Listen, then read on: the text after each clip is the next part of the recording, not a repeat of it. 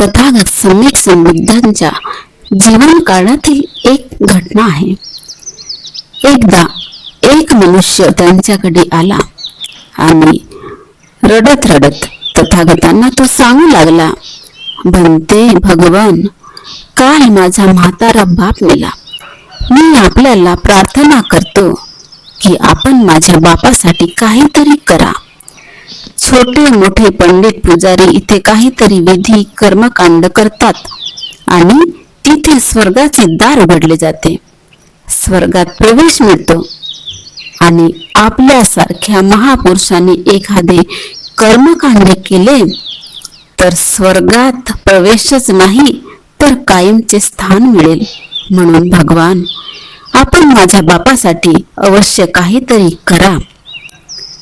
तेव्हा तथागतांनी बघितले की हा मनुष्य भावनाविवश झालेला आहे. याला कितीही समजावून सांगितले तरी हा काही समजणार नाही.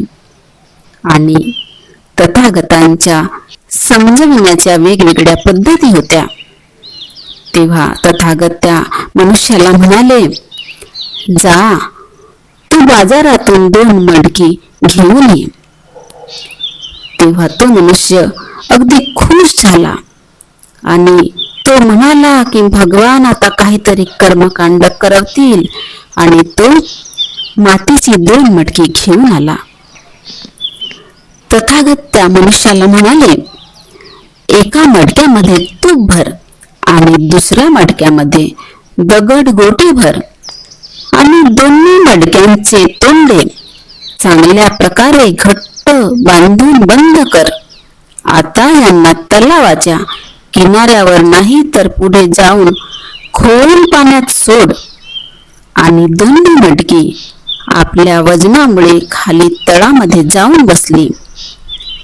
तेव्हा तथागत त्या मनुष्याला म्हणाले, "आता एक मोठी काठी आण आणि दोन्ही मडकी फोडून टाक." त्या काळी एक अंधश्रद्धा होती. स्मशानात पित्याच्या अर्धवट जळालेल्या शवाची कवटी मुलांनी काडीने फोडली की पित्याला स्वर्गप्राप्ती होते. तेव्हा त्या मनुष्याला वाटले की भगवान मडकी फोडून ते कर्मकांड पुरे करवित आहेत. ते पाहून तो खूप खुश झाला आणि दोन्ही मडकी त्याने फोडली. ज्यामध्ये तूप होते ते वर येऊन पाण्यावर तरंगू लागले आणि ज्यामध्ये दगड गोटे होते ते खाली तळातच राहिले.